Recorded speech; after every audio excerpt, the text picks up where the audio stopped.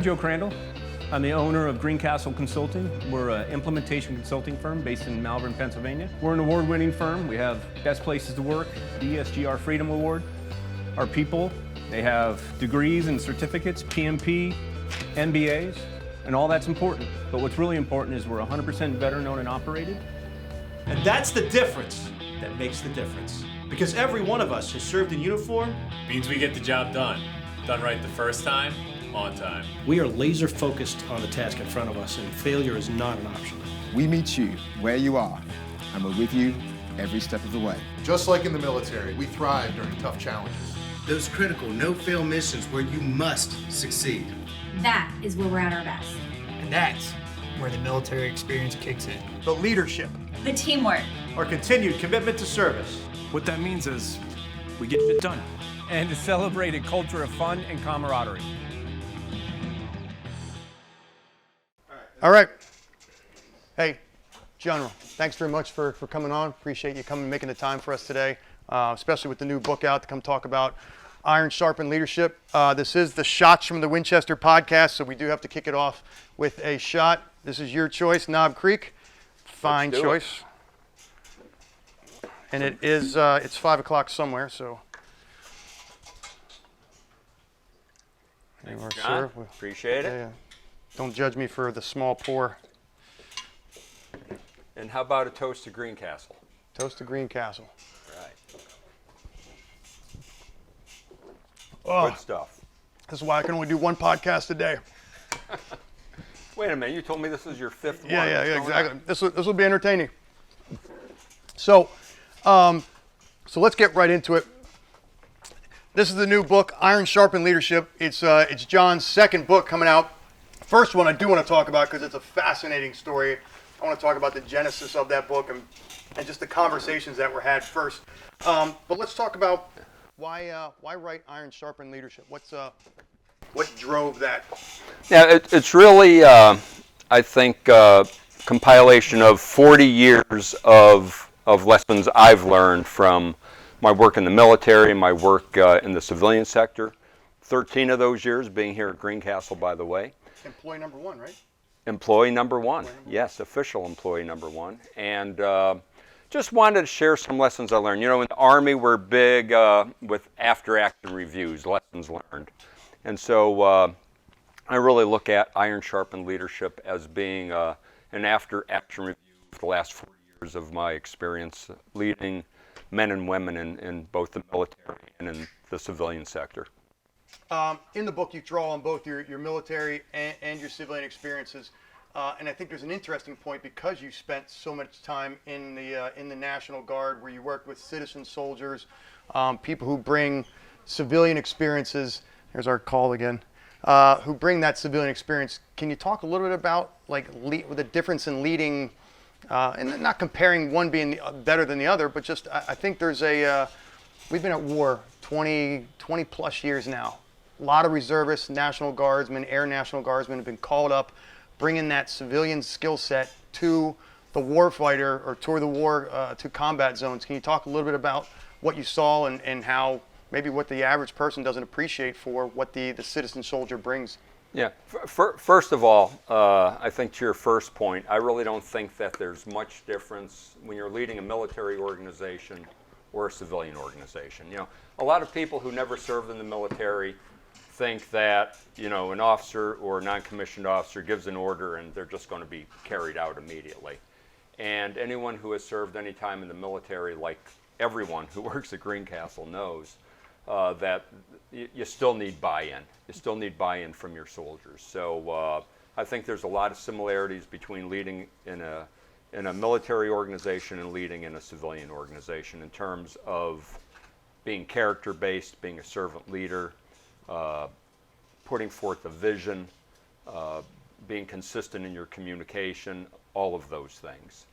And then from the perspective of what does a citizen soldier, you know, a National Guardsman, bring to the fight in Iraq, Afghanistan, or wherever they're going to be conducting operations throughout the world. You know, it's the civilian skills. You know, I remember when I commanded the brigade over in Ramadi, Iraq, had many law enforcement officers with me, and had used them to work with the police in Ramadi.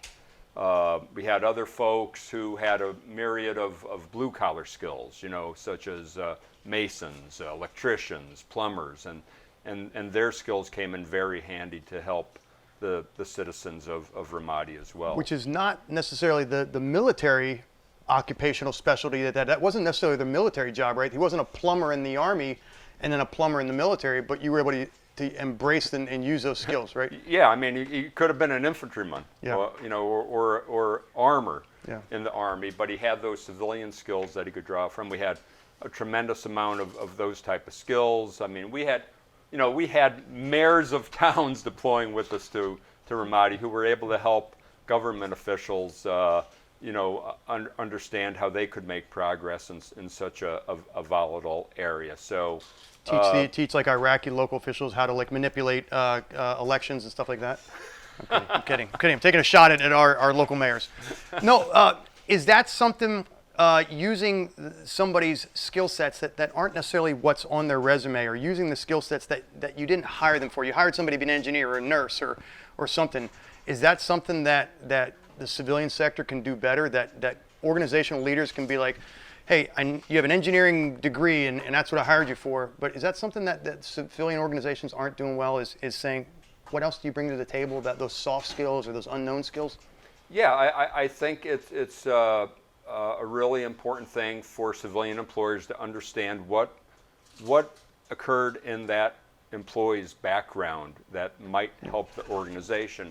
And then even if you look at it in terms of Greencastle consultants, I think where a lot of the businesses you all help really gain from the military experience that your Greencastle consultants bring to whatever client that they're working with. And I just knew from my 13 years of working here that a lot of the tools and techniques we used in the military could be applied to the civilian sector, and many of the clients we worked with then and the clients you're working with now are gaining from those tools and techniques that we learned in the military. Let's pull on that thread a little bit. I think one of the, and it's not just for Greencastle, but it's anybody hiring vets, right? I think one of the stigmas maybe that vets bring, or that maybe the world's getting a little bit better about, is not just saying, oh, you were in combat, so you know how to shoot a gun, or you know how to jump out of planes, or whatever it is, but you bring these other skill sets. Do you think civilian organizations get that, or is that something that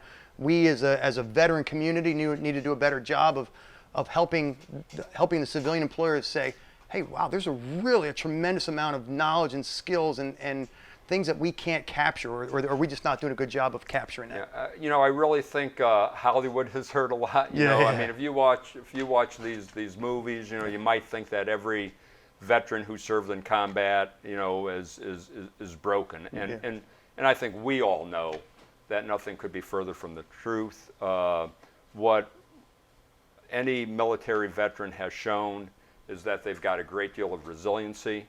They have this whole philosophy of making things better than what they found them to be, and I think that's very important. And then also just being able to be really great problem solvers. Thinking outside of the box.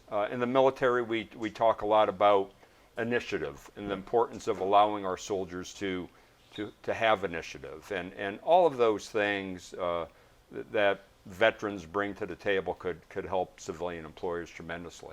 Yeah, one of the great stories I talk about when I say problem solving. That's one of the things that we at Greencastle and just when we talk about veterans in general, we talk about early in the war, the 03, 04, 05 time frame when we didn't have up armored vehicles and the no offense to the 2 stars, but the senior staff were like, well, we're going to have to procure these, we're going to have to procure up armored vehicles. It's going to take a little while, and leave it to the 17, 18, and 19-year-old kids, as you said, the welders and the people who had these great skills on the side. And they said, well, we have a shit ton of steel. We'll just weld it onto the Humvees ourselves. And we have all these great examples of creative innovation at the junior employee level, at the worker bee level, who were just solving problems without the bureaucracy and the institution finally coming with a longer term fix. And I think that's something that as veterans that's a skill set that we bring that I just don't know that we do a good job of translating and letting other people know. They go, oh, we have a lot of problem solvers. You go, not like this, not in that VUCA environment, right? Yeah, and I think that's something any leader could learn from, no matter if you're leading in the military, leading in the civilian sector, is having the humility and allowing yourself to be vulnerable, to let people who work for you know that you don't have all the answers. And then, seek the experience of those people who work for you to be able to come up and generate ideas, generate solutions. You mentioned about some of the innovation that occurred, from non-commissioned officers and soldiers and Marines in Iraq. And then, you look back in history, World War II, when we were trying to break out of France after Normandy, there was this... the Rhino tanks, right? The Rhino, it was a machinist from Tennessee. Yeah. I think it was like a PFC. And he came up with this device to put on the front of the tanks that were able to break through the hedgerows. Yeah. And when General Bradley found out about that device, he utilized it. He was humble enough to understand, hey, I got to learn something from this PFC. Had him welded to the front of the tanks, and we were able to conduct Operation Cobra, which was the breakout from northern France, and allowed us to exploit that opportunity. So, history has shown that the American soldier, Marine, sailor, airman, just has such great initiative, are great at solving problems, and we need to understand that. And I think a lot of civilian businesses could take advantage of the veterans they have working for them to exploit those type of skills that our veterans bring to the table. Yeah, really.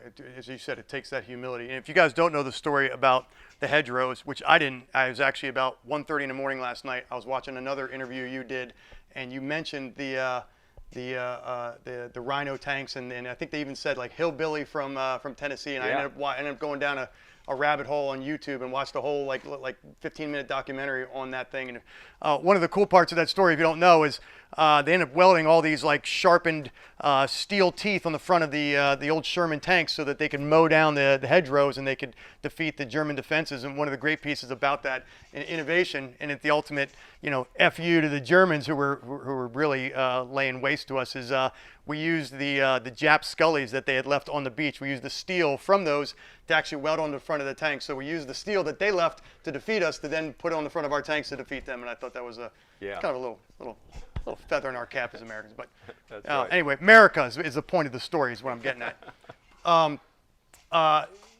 You talked about being able to, you said one of the things that organizational leaders can do is recognize they don't have all the answers. Is that, that's an easy thing for us to say, and like, oh, you don't have all the answers. Is that one of the hardest things to actually do as a leader? Is there an expectation, and you've led at all levels? Is that one of the hardest things to do? Is to bring that humility or bring that vulnerability and saying I don't have it, or is it much easier said than done? Well, I think it depends on a leader's personality. I think it's important that as we, write books on leadership, train others to become more high-performing leaders, it's important that we talk a lot about vulnerability. And when I talk about vulnerability, I'm talking about the fact that leaders should recognize that they don't have all the solutions. They should reach out to others in the organization to get their opinions on how to solve problems. Another part of vulnerability in terms of being a leader, I think, is sharing stories with those you lead.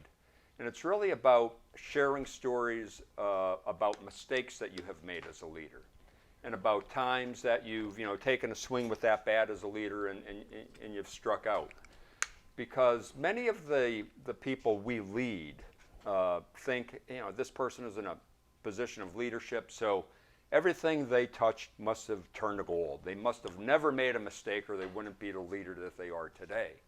And I think as we tell these stories to our followers about how we've overcome mistakes, how we've overcome failures, it inspires our followers. And I think that's a way to develop resiliency in the followers that we lead. And I think it's also a way to develop organizational resiliency as well, to remind people that not everything is going to go exactly as we had planned. Things are going to go sideways sometimes. And the successful leaders, the successful organizations are the ones who could rebound from some of those failures and mistakes and continue to move forward.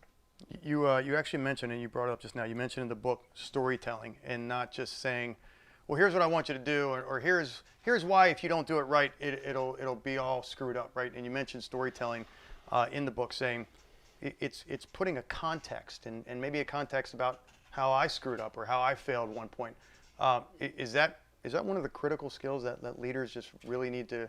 I mean, if you do nothing else well, is storytelling and conveying something in a contextual framework, is that one of the most important things? Everybody has a story to tell, and I do think leaders have to think about the stories from their past that they could convey to others, that could help others see that, hey, there's a path forward. I'll give you a quick story.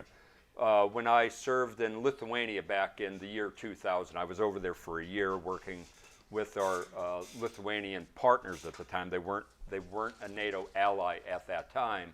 And I was in Lithuania with 4 other American military personnel on my team. There was a Marine Lieutenant Colonel, there was an Army NCO, there was an Air Force Major, and then there was another Army captain with us. And we were like 1,000 miles away from the headquarters in Stuttgart, so we were kind of on our own. And I got over there. I had just finished commanding a battalion of 850 soldiers. I thought I was a great leader. And I get over there, and about 2 weeks after I'm there, a major walks in, and he sits down. He goes, "Hey, could I talk to you?" I said, "Yeah, come on in."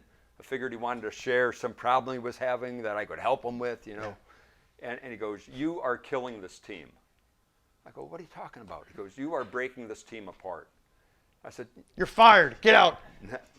No, thankfully I didn't say that. I said, tell me what's on your mind. And he explained to me how the team felt that I didn't trust them because I was trying to change things too quickly, and they felt that I either thought things were all screwed up, or they were all screwed up, or I simply didn't trust them. And he went on to explain those things to me, and I was so thankful to him. I said, it took a great deal of personal courage for you to come in and talk to me. I was, he was a major, I was a colonel, and I thanked him for his candor, and I thought long and hard about how does a leader develop trust in an organization, and everything I was doing was actually breaking trust rather than developing trust. And so I became a student of studying how to cultivate trust, and there's just a very short story about how I screwed up. I was a colonel. I had over 20 years in the Army, and I still made that mistake of breaking trust rather than growing trust. So it doesn't matter how long someone has been in a leadership position. I think we could all continue to learn along the way, and usually it's learning from people who are in a lower position or a lower rank than us rather than people who are in a higher rank than us. Well, I've been lucky enough to hear you speak about trust before, and you talk about giving trust, right? As a leader, giving trust, but also earning trust. But there's a third part that you also talk about, and I think I'm curious to hear you talk about a little bit, is repairing trust. So in this instance, trust was broken. What are the keys then to repairing trust? How do you get back in somebody's good graces, so to speak? I think it's essential that a leader admits they made a mistake and doesn't try to cover it up. And then do you admit that to the whole organization? Do you bring everybody together? Is it a powwow, or what's the way? I mean, it depends. If you break trust with an individual, then obviously you want to bring that individual in. If it's something that is more systemic throughout the organization, then you may want to bring more people into that type of conversation. But admitting that you made a mistake, and then explain to people how you're going to change your behavior so that mistake doesn't happen again, or how you're going to change your behavior in order to begin to grow that trust back. So I think those are some of the key steps you have to do it quickly.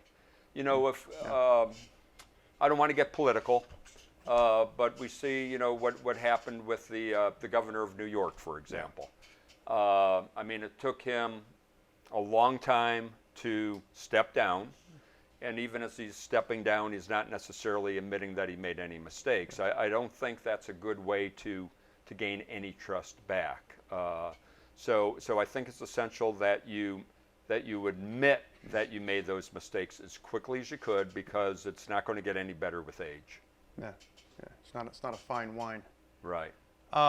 In the book, you talk about having personal values, and I know your faith has been a staple in your leadership and just the approach you've taken, but also having core values. And I think at one point you talk about Gus Lee's book and reading about his core values, and then you talk about a little bit your core values. Can you talk a little bit about your core values and how you use those as a sanity check to bounce your decision making and how you act and behave and view yourself? Yeah, Gus Lee wrote this book. It's called Courage, the Backbone of Leadership. But in the book, he talked about values in a way I never heard values talked about before, because he identified low values, medium values, and high values. And low values, for example, could be cronyism, could be racism, those type of values that unfortunately some leaders actually exhibit. And then medium values like loyalty or duty or respect, because you could be loyal bound to a terrible person like an Adolf Hitler, for example, right? So, and he talks about two high values, which would be courage and integrity. And then he defines those. He defines integrity as acting for what is right regardless of risk. And think about that, acting for what is right regardless of risk. And then he talks about personal courage as being correcting wrongs regardless of danger. And lately I've been talking to several business owners about the fact, and coaches too, by the way, about the fact that they want to develop accountability within their teams or within their organizations. And when they talk about accountability, it's having peers, have the courage to talk to other peers about perhaps ways they might be straying away from the standards of the organization.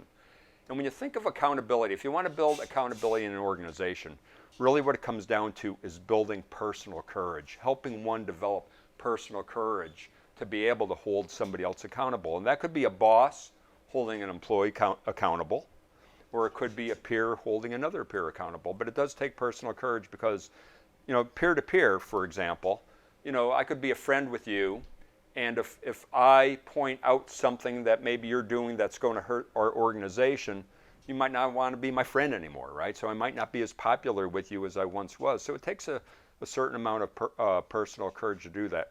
But one thing I love about Greencastle, and I learned this from y'all, is you not only focus on your organizational values, but you also focus on organizational behaviors, which I think is extremely important. I think it's really innovative.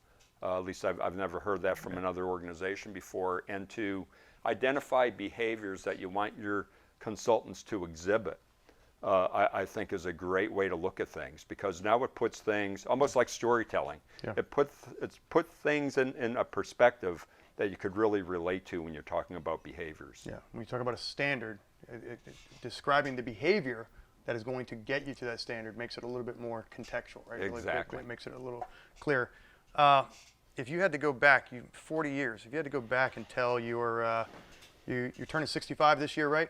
I'm 65 now. Or 65? I know I look like I'm 45, right. But I am 65, believe it or not. Well, talking about your fitness, you do. I know you said fitness, emotional fitness, mental fitness, and physical fitness. And I listened to one of your podcasts, and you said physical fitness, and I love that. Even after 40 years in the Army, you're like, I'll still get out there and get after it with the boys, and on the PT field. I love that. But if you had to go back and tell your 25-year-old self. You came in at 22, I think you said, right? Yeah, 22. If you had to go back and tell your newly commissioned second lieutenant self one thing, two things, what would those be? Yeah, this is easy for me. Character is everything. Character is the foundational element of leadership. So I know we talked a little bit about values, but really understanding what your core values are and then adhering to those values, even when it's not easy to, is paramount. So again, if you want to be a good leader, understanding what your values are and having strong character to stand by those values, even when it's not easy for you to do that, that is the key. And what are your values? My values, Yeah. Service, persistence, integrity, commitment, and positive energy. What positive energy? It almost sounds like something you'd see on a cat poster, right? Like hang in there, right? What is when you're telling leaders like positive energy? How do you tell that? Like how do you tell them what that means in their own daily lives? Yeah, I think it's inspiring people who work for you, and I think it's about showing this optimism. Now, some people hear me talk about optimism and they think I'm talking about looking through rose-colored glasses, but that's not what I'm talking about at all. Anybody who has led any type of organization knows that we're going to face adversity at one time or another. So it's being pragmatic about the adversity that your organization is facing. It's not soft pedaling that, but it's helping members of the organization believe that tomorrow is going to be a better day than today. No matter what adversity you're going through, it's incumbent that a leader believes in their own self and helps their followers to believe that tomorrow is going to be a better day. And that only comes if you could put a good action plan together and actually have a good plan to make it through that adversity. But that's what I mean by positive energy, exhibiting that. And then getting around, talking to your folks, getting to know them, and having a good word to say, trying to prop people up. That's what I mean by positive energy. And that's probably a good segue into your first book, The Ride of Our Lives. If I understand correctly, you did 4 years on active duty, 22, you're now 26, you come out. You came out in the early 80s. 1983, you're living in Tacoma, Washington, and your wife, who, if I understand, who's tougher? She grew up on a farm in Austria, no running water, right? My wife is much tougher. Yeah, that's right. Good answer. We'll make sure we get that out there. Bertie, you heard it right there. You guys are living in Tacoma, Washington. You have a 15-month-old son, and you take a job, or you want to go back out to Pennsylvania. Tell me that conversation where, we're going back a couple of years, but we're not going back to the dinosaur age. Like airplanes, road transportation existed, but you said, hey, what if we ride our bikes, not motorcycles, but what if we pedal our way 4,000 miles with our 15-month-old son across the United States? Well, the benefit I had with Bertie Yeah. is she's Austrian, so she grew up in Austria. She lived there until she was in her early 20s. So when I said, hey, let's bicycle across the country, she was probably thinking Austria, which is about the size of the state of Georgia. Yeah, she wasn't thinking United States so much. So she agreed to it. And I'll tell you why she agreed to it is because she's a risk taker. It took a lot of risk for her to come over to the United States. She had a degree as a registered nurse over in Austria, come to the United States, work as a nurse over here. So she's a risk taker. She was full of adventure, and she readily agreed to it. So you got to like Montana, and she's like, "Are we there yet?" And you're like, "Well, we got a little bit of ways to go." I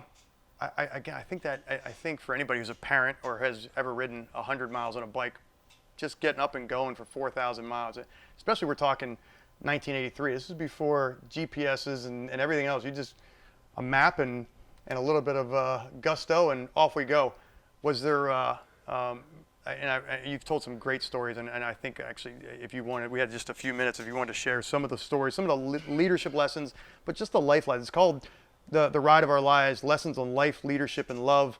Obviously, if you rode 4,000 miles together, you figured some things out about love and what you can tolerate with each other, right? You were a two-man tent, I think you said, right? And it was old school, not like one of these like high-end $4,000 tents, one of the old school ones. Riding 4,000 miles across the country in snow and rain and everything. I wonder if you just want to share just a couple of lessons and some of those in story form as appropriate Because I think there's some great stories that come out of that book. You know, the one story I'll share with you, and this is a lesson of a leader having what they think is a great idea, but then listening to somebody on the team who doesn't think it's a Who you're great married to idea. in this case. who I happen to be married to. And again, you know, I pulled our 15-month-old son, Steven, in the back of this trailer. So, you know, we're biking through Oregon, and I noticed there's, you know, now and then I'd see an aluminum can on the side of the road. And when we were stopped one time, I looked, and a 5-cent deposit if you turn this aluminum can into any grocery store in Oregon.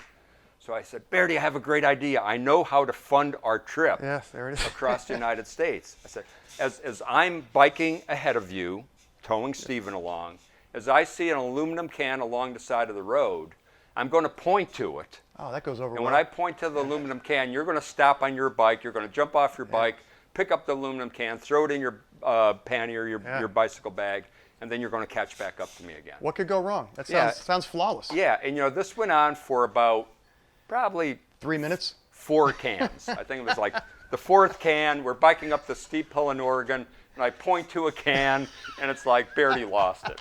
It's like, this is not a good idea.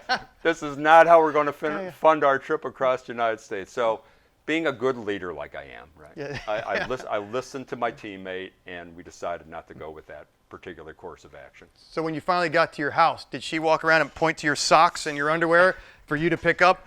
Put that in the laundry. Put that in the hamper. Did it come back to bite you? Yeah. It always does. It always does. Hey, with that, I'd love to be able to open up to some Q&A here and any questions that our folks in the audience have. Jake? Yeah. So first of all, thanks, General, for coming and talking with us today. You talked about accountability, and so in the military, accountability is much different, right? Accountability oftentimes comes with rank or just foul language, you know, understanding your teammates. And then bringing that to the civilian world, right? Accountability is much different within an organization, but particularly in our business, right? Because when you have clients, you always want to meet the need of the client, but there's an accountability aspect there as well, right? That they're, you know, providing you with the information that you need, or, you know, inspecting the products and giving you feedback, so on and so forth. How do you recommend, or what are some ways that you've kind of employed that to hold, you know, civilian counterparts accountable when there is that, you know, client-sponsor relationship, that sort of thing? Yeah, I mean, I think a lot of it comes down to what I like to call being respectfully direct. You know, if somebody doesn't meet a particular standard and you say nothing, they're going to think that there's a new standard or what they just did is okay.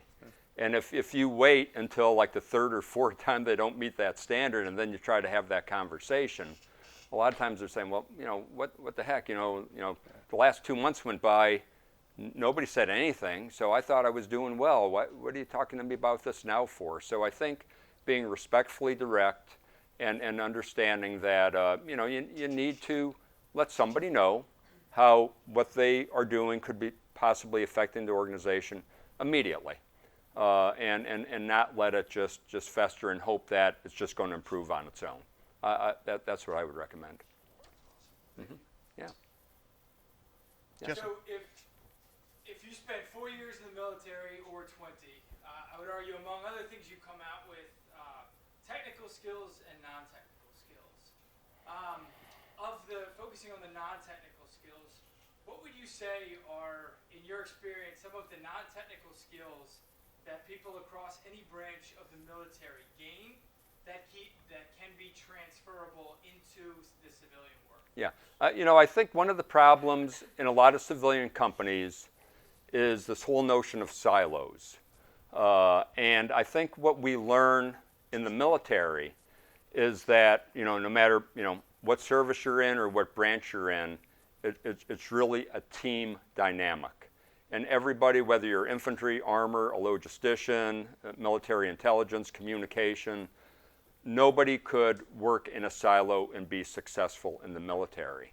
And yet, you know, some of the civilian clients I've worked with, some of the big problems come from departments within these organizations really operating within a silo. So I think what veterans could bring is understanding the team dynamics and the breaking down of these silos and how every department could actually help another department to get better. So I would say that's one of the clear things that anybody who served in the military could bring to the table, no matter what rank that they've served at.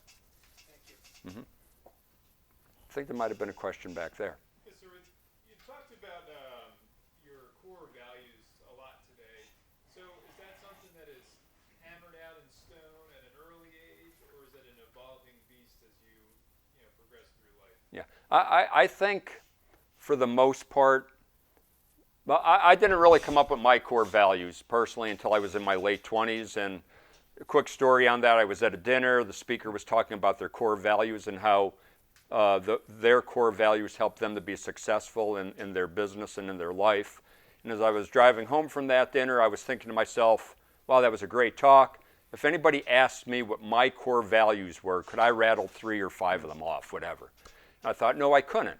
Sure, I had values, but I never thought, what are the deepest seated values for me? So then I went on this journey of about 6 months thinking about that, and that's how I came up with my core values. But I think for the most part, one's core values are the foundation of what they do in life. And then whatever endeavor you take on, whether it be military, whether it be business, whether it be nonprofit, and then you may actually change from one company to another, whatever. But I think the values very, very seldom change once you go on that introspective journey and arrive at what your values are. Your mission might change, but I think your values for the most part stay the same. You say core values, and you mentioned there, they're just part of your fabric. It's a product of your experiences and what you were growing up with and what was instilled in you. And but as you grow into adulthood and you're coming up into your own, when you had to make a tough decision, yes, your core values are sort of what's driving you in the recesses of your mind. Do you actually bounce your ideas off your core values? Do you actually, like in a conscious form, do you actually say, okay, John, I'm doing this.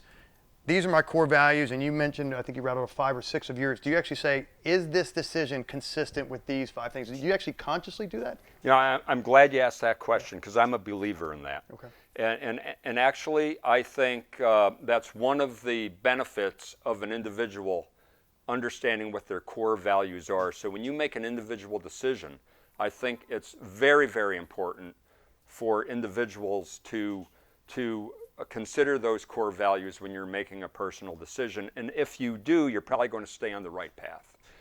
But then at the same token, I think business owners have to understand what their organizational core values are and their organizational values. And as you're making business decisions as the CEO or as part of the leadership team, if you could factor those organizational values into the business decisions you make, I think your business is going to be more successful and you're not going astray. I mean, a perfect example is Enron, okay? Enron had organizational values. I doubt that any of those executives on the leadership team factored their organizational values into the decisions they were making. So that just shows how you could go sideways if you really don't consciously factor your core values into organizational decisions or personal decisions. Anything else? Hey, Troy. Hey, John, I got one for you. In your new book, Chapter 7 is Do Not Treat Everyone Equally. And as I was reading that, I was reflecting on the current state of affairs generally in our society. And there's a strong push now for equity and equality. And reading this, it was a contrasting perspective that I also found some value in. And I was wondering if you could, from an organizational leadership perspective, talk a little bit about why you shouldn't treat everyone equally. Yeah, I do think it's important for leaders to get out and understand what makes the members of their team tick. And everybody has different backgrounds, different experiences, different interests. And some people are motivated by certain things that other people are not motivated by. And so when I say a leader should not treat everybody equally, it's because of those experiences and different backgrounds that people do have. But then the other thing, and I think I tell a story in there about Jimmy Johnson, who coached the Dallas Cowboys. And he was asked a question. Yeah, boo. I know there's not a lot of Cowboy fans there. All right, let's cut this. Yeah. But he was asked a question.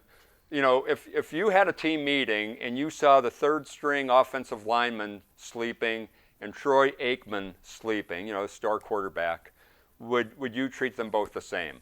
And Jimmy Johnson, very authentic, very candid, said absolutely not. He goes, I'll give you an example. I would probably cut that third string lineman right on the spot if he was sleeping during one of my team meetings. And with Troy Aikman, I would gently nudge him awake and ask him if I could bring him a cup of coffee.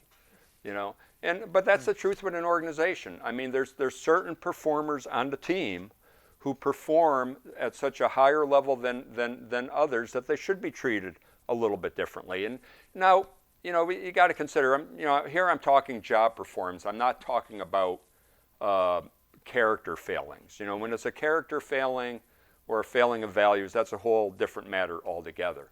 But the point I'm making is that leaders need to get out there and need to understand their people, need to understand what makes the people who are on the team tick, and then you know, treat people based on how you could best motivate the people who work for you. That's a good one. Good. All right. All right. John, hey, thank you so much for joining us. Hey, today is Red Friday. Remember, everyone deployed. Thanks for wearing your RED shirt. So. Thanks again for joining us. Appreciate your sharing your insights. John, I had a lot of fun. This was fantastic. Thank you for the Awesome. invitation. Thank you, brother. Take Appreciate care. it. All right. Thank you.